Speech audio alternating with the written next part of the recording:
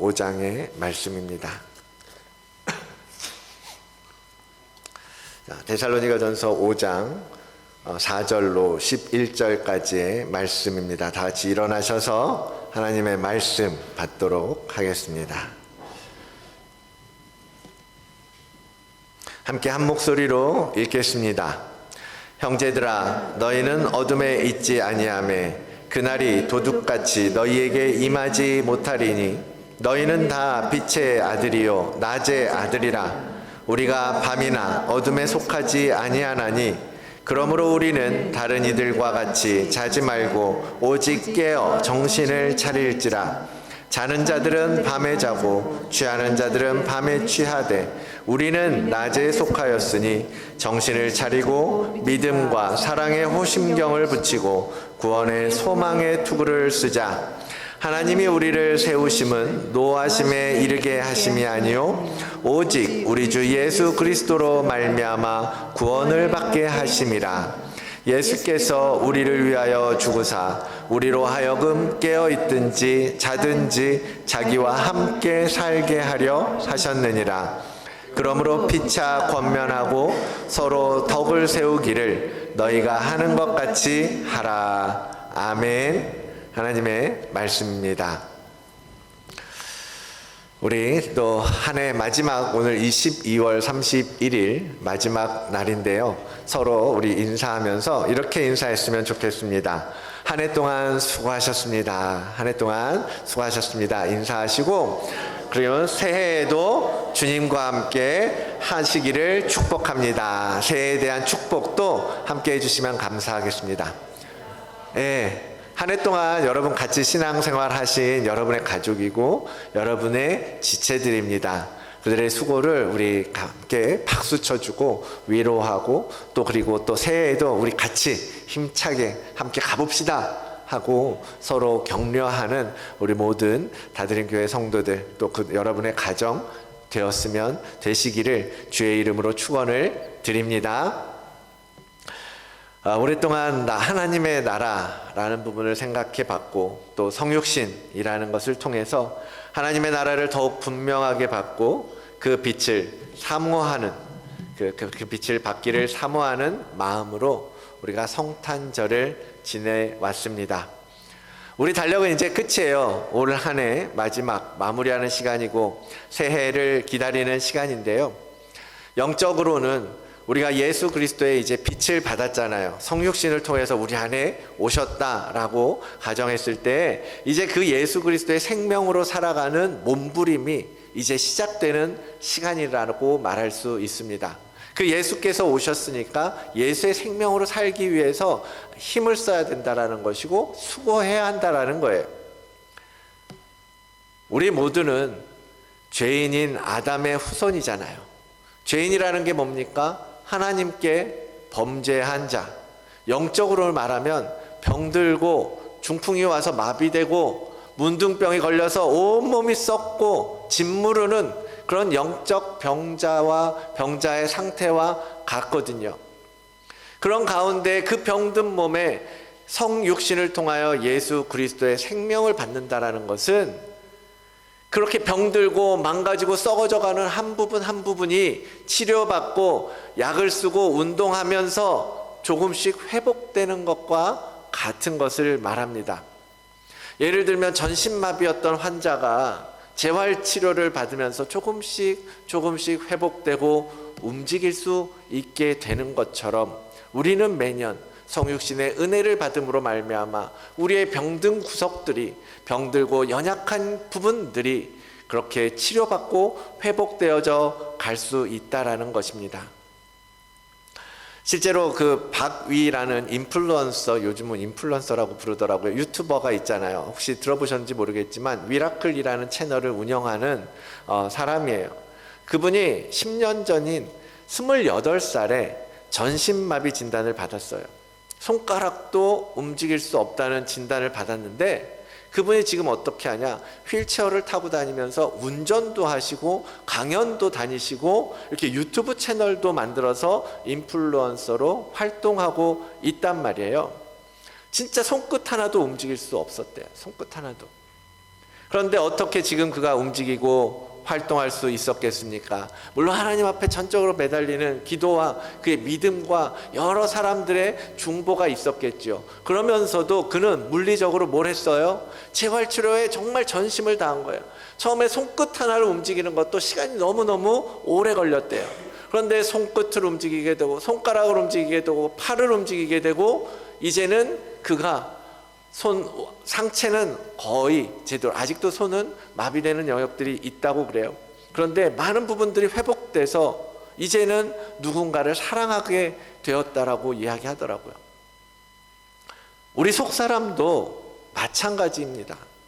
한 부분 한 부분 어두웠던, 그래서 그 상처를 건드리면 분노가 나오고 그 트라우마가 다시 생각나면 우울감과 상실감에 빠지고 내 약점을 찌르면 당장이라도 전쟁이라도 할 것처럼 덤비던 그런 성품들을 하나씩 예수 그리스도 앞에 꺼내는 작업을 해야 하는 거예요. 빛 가운데로 꺼내야 된다라는 거죠. 그런데 그것을 꺼내는 것으로만 끝나는 게 아니죠. 여러분, 어두운 책상 책상을 대청소할 때 책상 치우면 밑바닥에 뭐가 나와요? 어마어마한 먼지가 나오고, 때로는 정말 지저분한 찌끄러기 같은 것들이 얼마나 많이 나옵니까? 그 속에서 동전도 나오기도 하겠지만, 그 더러운 것들을 보면서 자리를 다시 배치하고 그냥 그걸 청소 안 하고 다시 책상을 제자리에 놓는 사람은 없을 거 아니에요. 책상을 치웠으면, 움직였으면 그 밑을 깨끗이 청소해야 되잖아요. 빛이 비추었으면 빛이 여러분들의 마음에 들어와서 여러분 가운데 어둡고 상처나고 망가지고 무너진 영역들을 비추어주면, 아, 더럽네 하고 안타까워하고 후회하는 것으로 끝나는 것이 아니라 이제 그것을 치워내야지, 깨끗하게 비워야지, 청소해야지. 그런 마음으로 청소하고 다시 그것을 깨끗하게 새로운 마음으로 시작하는 거 아닙니까? 이 땅을 딛고 사는 동안 우리는 그 빛을 계속해서 받으면서 그 빛을 통하여서 빚어져 가고 회복되고 우리의 잃어버린 영적인 감각들을 되찾게 되고 우리의 영적인 손과 발도 움직일 수 있게 되는 것입니다. 그러니까 계속해서 여러분 그 주님을 갈망하시고 그 주님의 구원의 감격 속에 살아가시고 그것을 감사하며 살아가는 여러분들이 되시기를 바랍니다. 오늘 본문에서도 사도 바울이 그렇게 얘기하잖아요. 우리들은 그렇게 살 수 있는 사람이라는 거예요. 그렇게 살아야 되는 자라고 선언하고 있는 것입니다. 데살 5장 5절, 너희는 다 빛의 아들이다, 낮의 아들이다. 우리가 이제는 더 이상 밤이나 어둠에 속한 자가 아니다 라고 말하고 있는 거예요. 그런데 왜 어둠 속에 있는 것처럼 살아가시려고 하십니까? 우리는 빛의 아들이요 낮에 속한 자요, 낮을 살아가는 사람들인데 왜 아직도 어두움 가운데에서 빛이 필요한 사람처럼 살아가냐고요.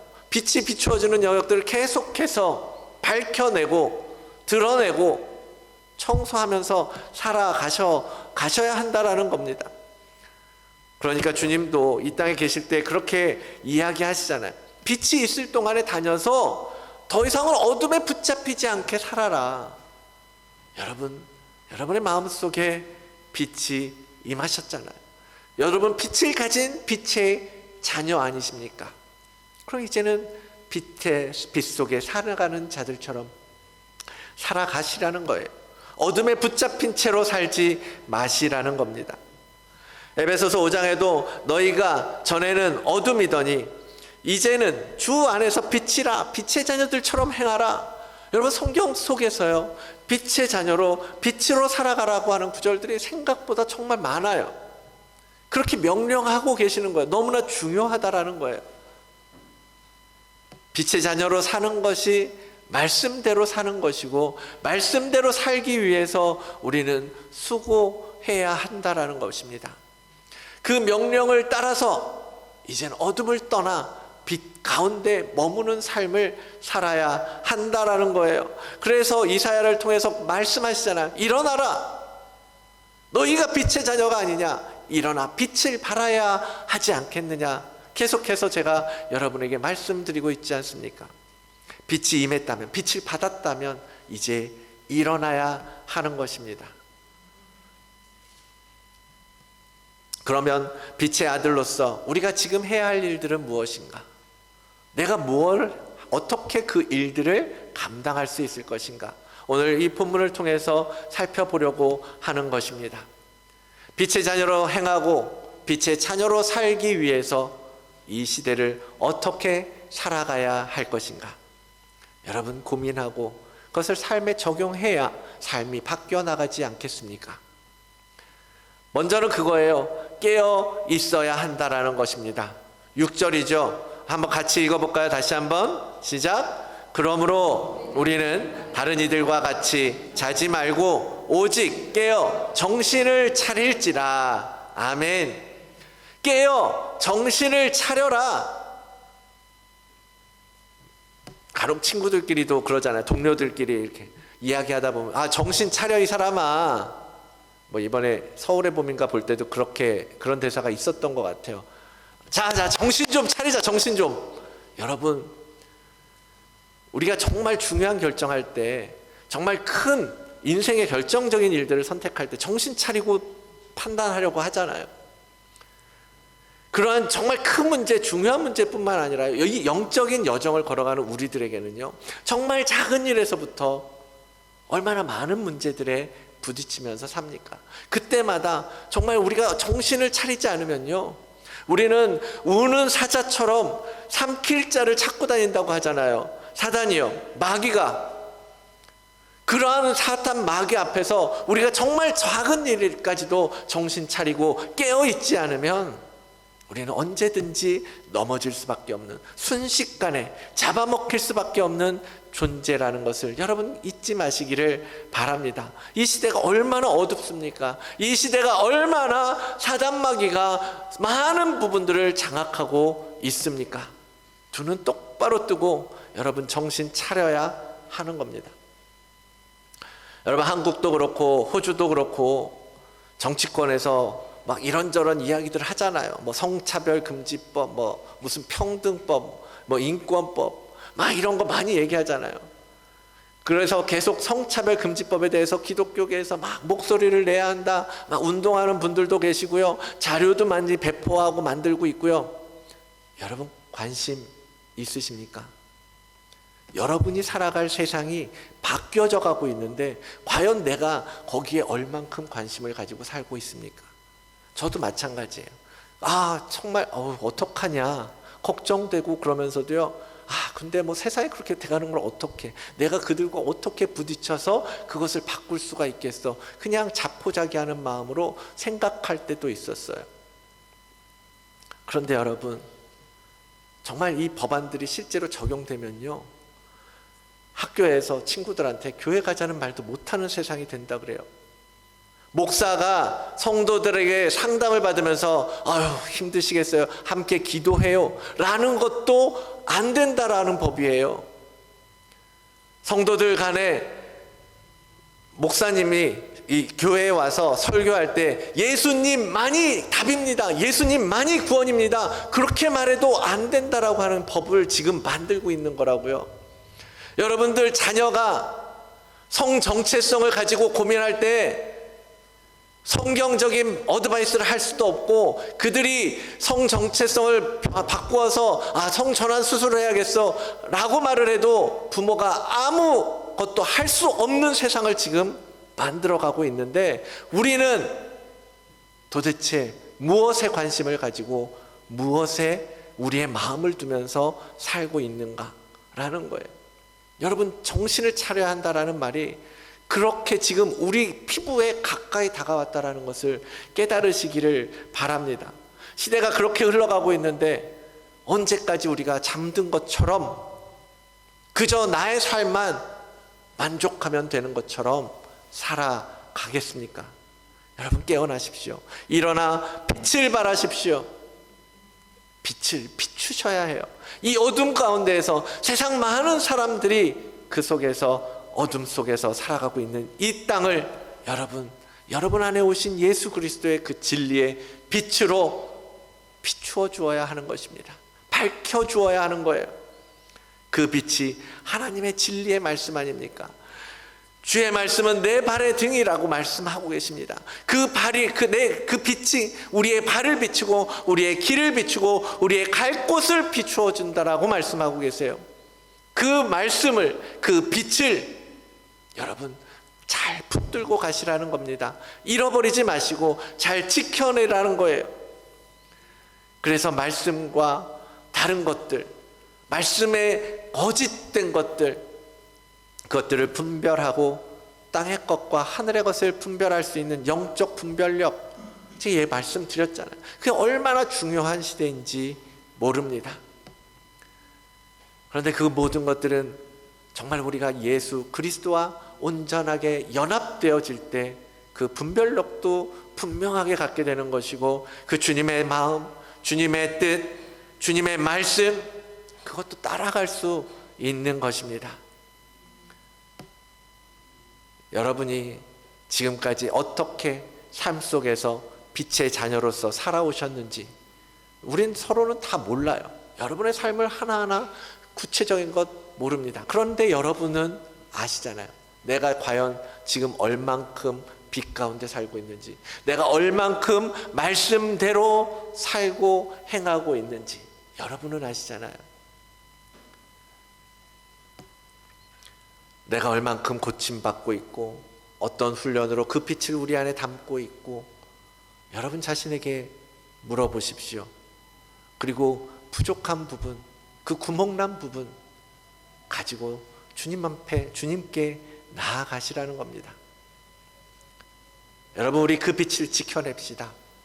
여러분, 그 빛을 잘 품고 정신을 차리고 깨어 기도합시다.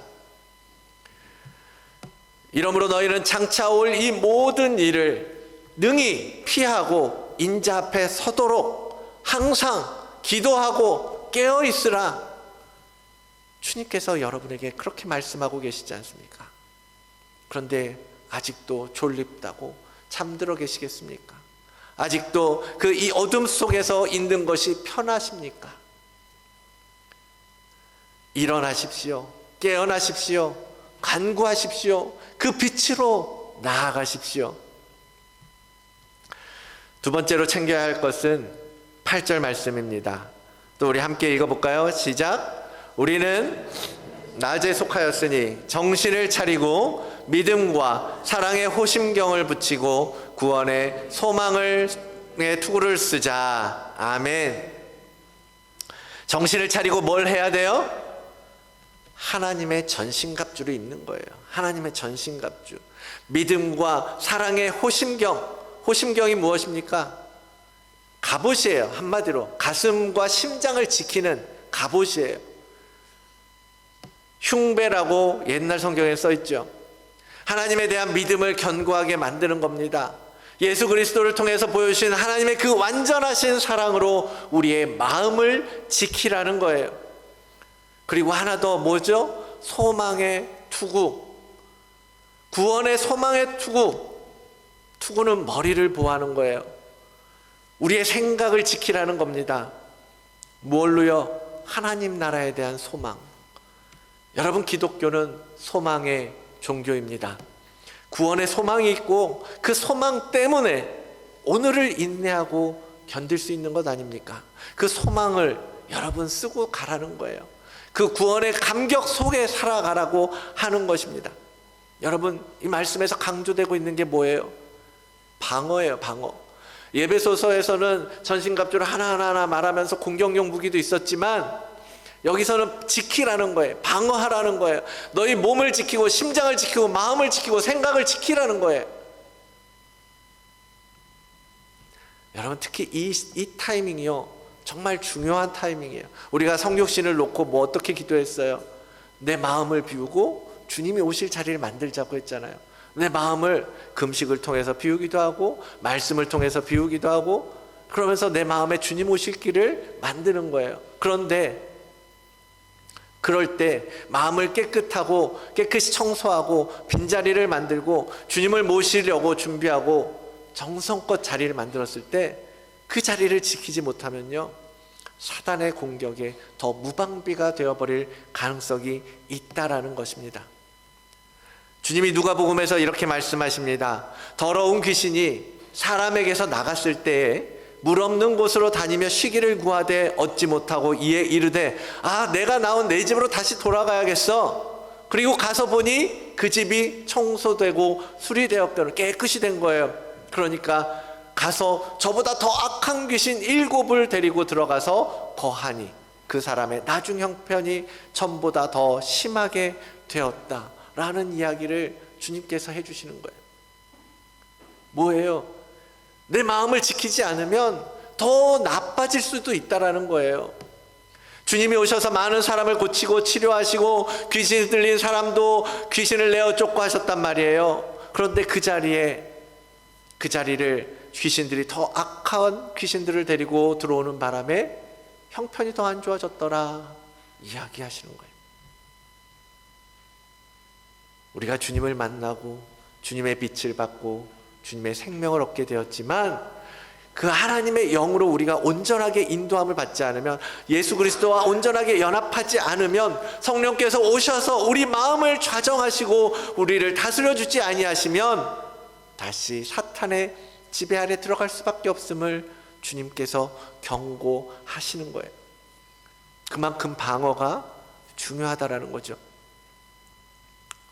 여러분, 그래서 빈자리에 예수 그리스도가 들어오실 수 있도록 우리가 그 마음을 잘 지키고 계속해서 예수의 생명을 받을 수 있는 방법들을 여러분 훈련하시고 나아가셔야 된다라는 거예요. 그래서 말씀도 읽고, 그래서 예배도 나아가고, 그래서 찬양도 계속해서 우리의 마음을 적시고 우리의 귀를 열게 하고,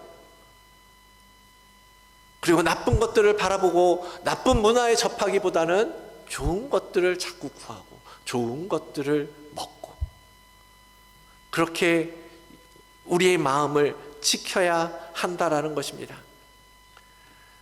그리고 최선의 방어, 공격이라고 하죠. 그래서 예배소서에서는 그 공격 무기 성령의 검을 이야기하는 거예요. 구원의 투구와 성령의 검, 곧 하나님의 말씀을 가지라. 말씀을 가지라. 말씀으로 여러분의 빈자리를 채우시라는 겁니다. 악한 영들이 다시 들어오지 못하게, 어둠이 다시 그 자리를 차지하지 못하도록 하나님의 말씀이신, 육신이 되어 오신 그 말씀을 우리가 모시고 살라는 것입니다. 사랑하는 성도 여러분, 우리가 빛의 자녀로 살기 위해선 너무나 당연하게도 빛의 근원이 우리 안에 있어야 된다라는 거예요. 그 빛의 근원인 예수님이 우리에게 반드시 필요하다라는 것입니다. 그래서 그 예수 그리스도로 우리의 빈자리를 채우고 그분과 함께 영적인 싸움을 해나가도록 깨어 있어야 한다라고 성경은 우리에게 말씀하고 계시는 것입니다. 또한 그래서 하나님께서는 우리에게 예수님을 보내셨다라고 말씀하시잖아요. 오늘 본문 10절입니다. 예수께서 우리를 위하여 죽으사 우리로 하여금 깨어있든지 자든지 자기와 함께 살게 하기 위해서 예수 그리스도를 보내셨다라는 거예요. 그 아들을 보내셨다라는 거예요. 우리와 함께 있게 하려고. 너희가 깨어있든지 아니면 때로는 잠들었을 수도 있지만 더 중요한 건 뭐예요? 우리가 어떤 순간이든 그 주님과 함께 있어야 한다라는 거죠. 그래서 주님이 오셨다라고 말씀하고 계시는 겁니다. 여러분, 우리 모든 설교의 결론은 다 똑같아요. 그거예요. 예수 그리스도예요.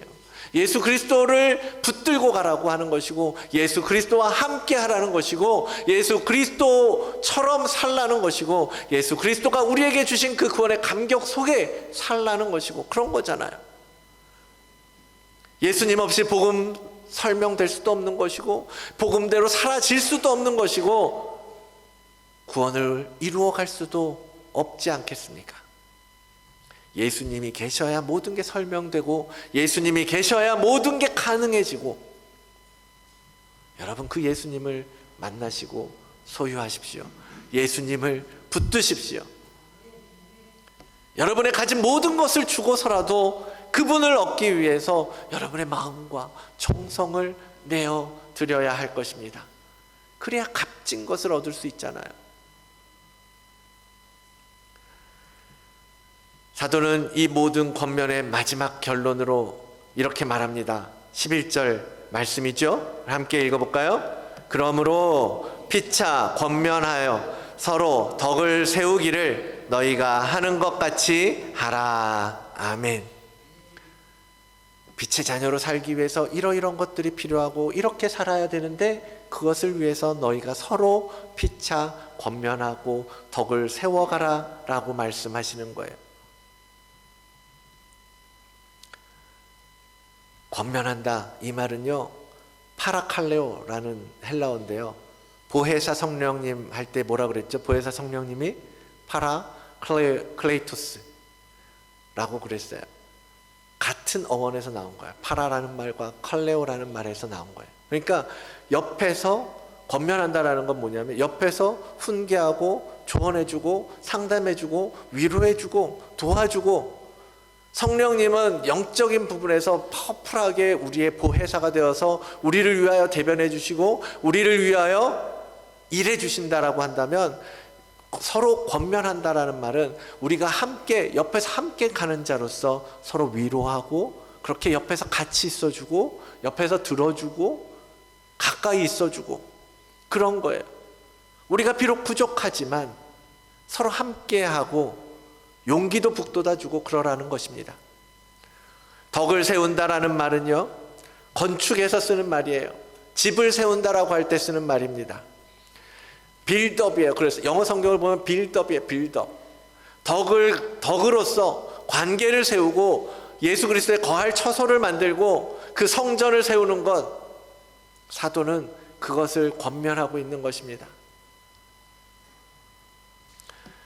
그러므로 누구든지 나의 이 말을 듣고 행하는 자는 그 집을 반석 위에 지은 지혜로운 사람 같으리니, 예수 그리스도 위에, 그분의 기초 위에 우리가 서로 덕으로서 서로 권면하고 함께하여 집을 지어가야 하는 것입니다. 사랑하는 성도 여러분, 이제 2023년을 마무리하고 새해인 2024년을 맞이하는 때입니다. 우리 교회의 모든 성도님들 정말 말씀 안에서 매일 예수 그리스도의 그 진리의 빛을 받으면서 살아가는 여러분들 되시기를 축복합니다. 그 빛이 충만하게 채워지면요 빛의 자녀로 사는 게 어렵지 않아요. 그렇죠? 그 빛 가운데에서 밝은 데서 살면요 나쁜 짓 못합니다. 거짓말하는 게 더 힘들어요. 속이기가 더 어렵습니다. 그들을 향하여서 분노하고 짜증내고 그러는 게 더 어려워요. 오히려 사랑하고 베푸는 것이 더 자연스럽고 더 쉬워지는 겁니다. 그 빛이 임하는 가운데, 그 빛 가운데 여러분 살아가는 새해가 되시기를 바랍니다. 그리고 늘 믿음, 소망, 사랑, 제일 중요한 덕목이라고 얘기하잖아요. 가득한 사람이 되십시오.